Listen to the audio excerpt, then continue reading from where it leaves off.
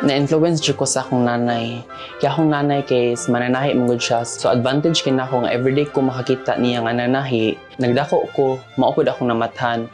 Aside from that, hilig ko mag-ananag mga tela and I love designing jud me. So mao to siya ang rason nga nag-pursue ko ingani nga career sa akong life.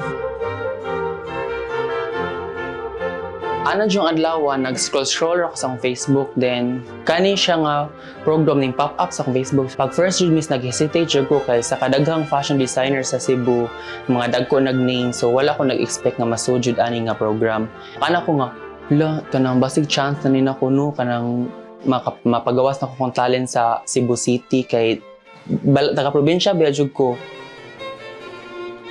First jud akong experience nila Sir Steve. Happy ko miss kay all throughout my kanang sa process gani nag-guide jud sila namo unsay kanang angay i-improve sa among design. Bisag wala namin nakita-kita, nagyapon siya motabang chat siya nako nga ngani diyan ani nindot na sa diyan nindot imong kuan diyan i-improve na siya diri diyan ang color. Happy kay ko nga naka-work sila, naka-work mo.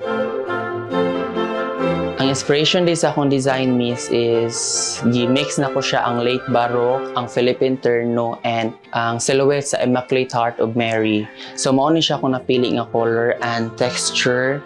Then katong heart nga akong gipakita nga inspiration from Immaculate Heart of Mary. Sa akong na-experience ron miss, happy jud kay ko kay na part ko ani nga program miss kay dako na ka siya nga achievement para nako as a kanang probinsyano ba. Gihatagan ni nilag chance young designers nga ipakita sa tibuok Cebu ug tibuok nasod nga kung unsa among ika-offer as a fashion designer, as an artist.